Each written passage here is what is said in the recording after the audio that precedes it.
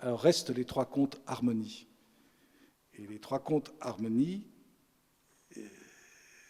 ils sont encore plus étonnants. Le premier s'intitule La Bonne Mort. Il s'agit d'un jeune homme, Octave de Fonclare, qui se trouve perturbé par un problème personnel qui est le problème de tous les jeunes gens, à savoir qu'il a des désirs inassouvis de passions amoureuses, de désirs amoureux, de désirs, on va dire les mots comme on les aime à l'heure actuelle, sexuels. Maurras n'emploie pas ce mot-là parce qu'il était d'une autre époque et surtout parce qu'il avait de l'élégance. Et donc ce garçon jeune est ravagé par le besoin de satisfaire ses envies. Et alors c'est très très bien décrit, ce jeune Octave de Fonclare, c'est une figure extrêmement sympathique.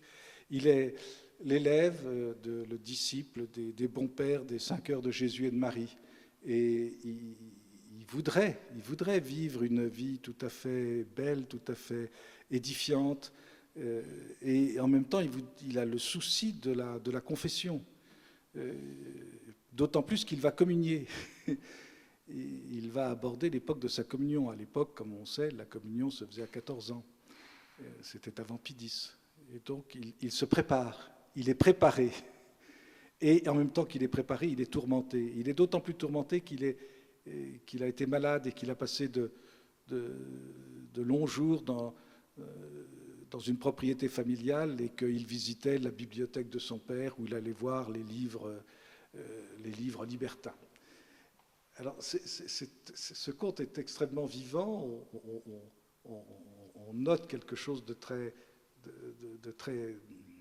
réel, de très vif. Et c'est écrit dans une langue en plus vraiment tout à fait magnifique. Et tout cela est allégorique. Si vous prenez ça au sens premier, Maurras raconte un petit récit à la vérité totalement insignifiant.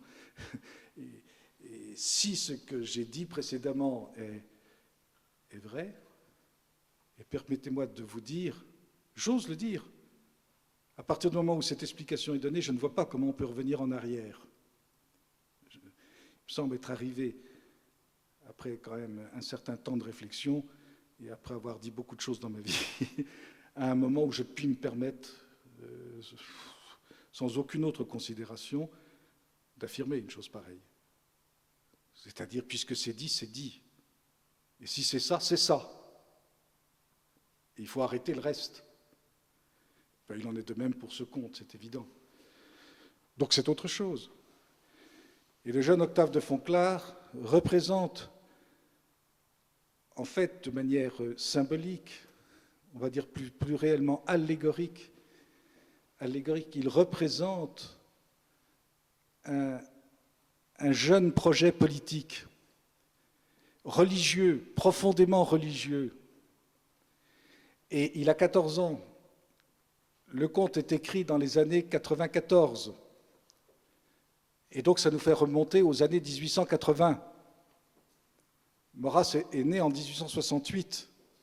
Alors il ne s'agit pas de Maurras, ce n'est pas un conte-jeu. Mais on voit très bien qu'il s'agit d'un jeune projet politique qui est arrivé dans une certaine jeunesse de cette époque-là, des années 1880. Et cette jeunesse, elle est encore monarchiste. Et c'est un projet monarcho-chrétien, profondément chrétien. Et ça a parfaitement existé, tout le monde le sait. Ce n'est pas parce qu'on ne relit pas les journaux de l'époque, mais quand on lit les journaux de l'époque, les revues de l'époque, il y a eu un renouveau à la fois chrétien, catholique et monarchiste autour des années 1880, et qui était d'autant plus vif que précisément on avait assisté à un échec électoral, à un profond échec électoral. Et donc il y a eu une volonté de relancer un nouveau projet. Et cet Octave de Fonclare, c'est exprès qu'il lui donne une particule, et Fonclare veut dire de la fontaine claire.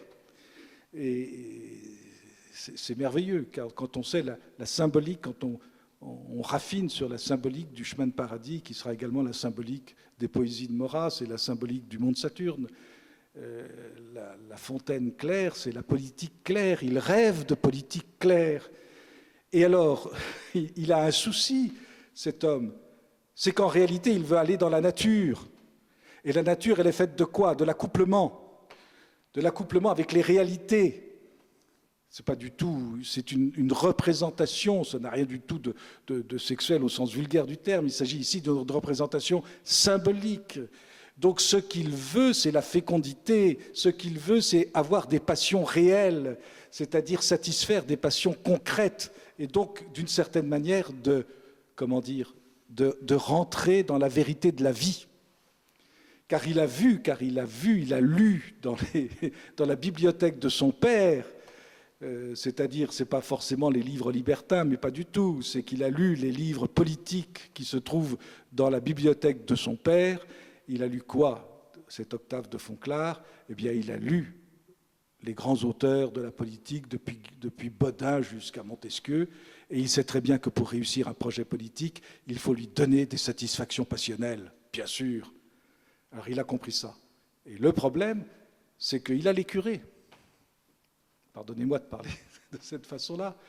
Il a les prêtres, et les prêtres qui le rappellent à l'ordre. Et lui, le malheureux, il se confesse parce qu'on lui a mis un scrupule.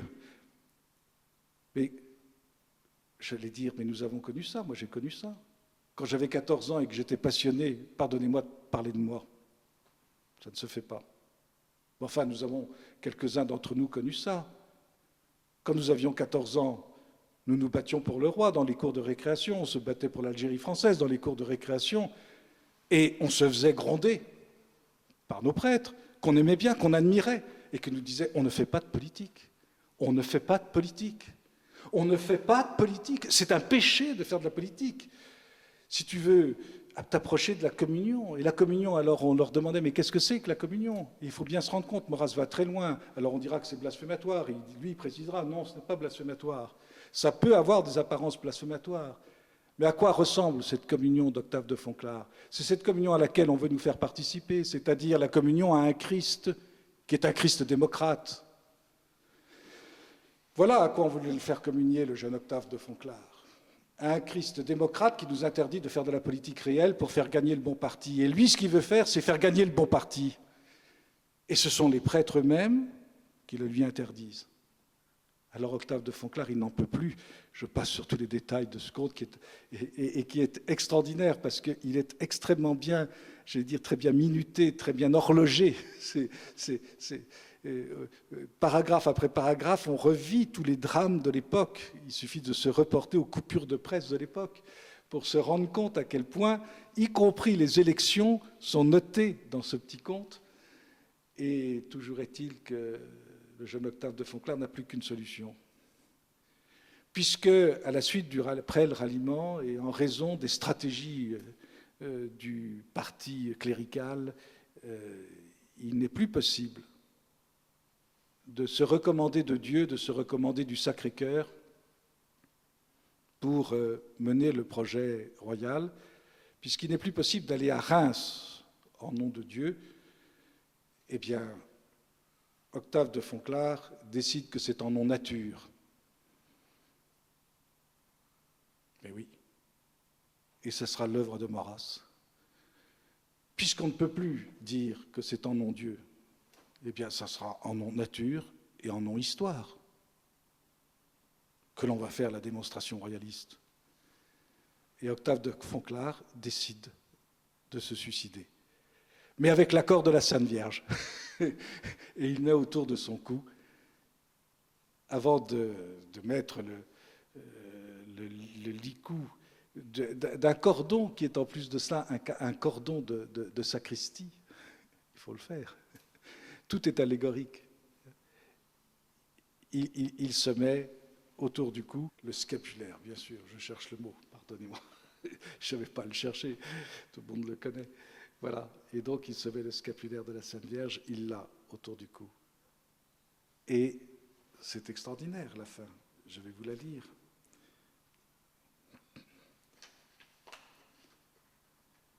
Certes, dit-il, Seigneur Jésus, je vais finir comme Judas, celui-là dont vous dites qu'il aurait mieux valu qu'il n'eût jamais été. Mais je ne suis point exposé à de telles malédictions. La sainte image est sur mon cœur. In quo quis moriens, dit votre mère immaculée. que si l'Église m'a menti sur les vertus du scapulaire, au Seigneur Jésus, elle porte toute la charge du péché. Mais il se signe encore, il murmure un « souvenez-vous » à l'intention de son confesseur. Ne l'inquiétez pas, bienheureuse Marie, et qu'il ne vous soit point comptable de ma faim. Il dit aussi une oraison au premier moine du Carmel, à Élie, le prophète qui siège en paradis sans avoir dépouillé la chair. Vous voyez à quel point c'est important. Le prophète qui siège en paradis sans avoir dépouillé la chair. Et s'étant assuré que les rubans du Saint-Habit sont bien exactement pendus sur sa poitrine à la place marquée, il n'oublie point de refermer avec soin par-dessus tous ses vêtements pour que le scapulaire ne puisse être ravi par aucun artifice, ni glisser non plus au dehors, ni se rompre contre une agrafe. Toutes ces précautions, une fois prises, son regard désireux se répand comme une onde qui passe sur les merveilles variées qui font le jardin de la vie. Il souhaite de consommer quelques péchés encore, et le temps le pressant, il envoie un baiser à l'image d'Amine qui flotte à l'Orient, à la place où vient de pâlir une étoile tardive. Toute sa chair est soulevée d'émoi délicieux, il se sent palpiter, il resserre le nœud qu'il a formé lui-même autour de sa gorge, s'élance du balcon de pierre et fait comme il a résolu. Et maintenant, alors il a une allure prophétique.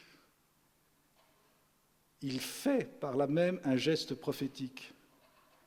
Et maintenant, son corps fluet comme la tête des cyprès se balance dans la lumière. Comme les cloches des chapelles, il répond au vent matinal. Et le jeune soleil, ayant enfin bondi au ciel, le revêt de riche clarté. Rien ne serait plus beau que cette chair resplendissante, cette chair politique, c'est ça ce que ça veut dire. N'est-elle le feu serein, couleur de la première aurore, qu'est devenue au même instant son âme délivrée? Vêtue de confiance, elle s'avance hors du monde, accompagnée de flûtes et de chants nuptiaux. Sur la rive opposée, l'odeur des lys, unie à la fleur d'olivier, à la sagesse, les lys unis à la fleur d'olivier, présage la venue de la Vierge Marie, chantant avec ses filles selon les harpes de David. Béni soit-il celui qui vient, il a lié la terre au ciel. Ce conte est extraordinaire et compris dans sa véritable portée, il a une signification d'une profondeur infinie. Il ne s'agit pas de Maurras, il s'agit d'une jeune génération qui a été obligée de se sacrifier dans ses désirs de réussir et qui l'a fait au nom de la Vierge Marie parce qu'ils ont confiance dans la Vierge Marie qui est la patronne de la France. Et cela va permettre de faire éclore une autre philosophie qui sera une philosophie naturelle pour le salut de la patrie.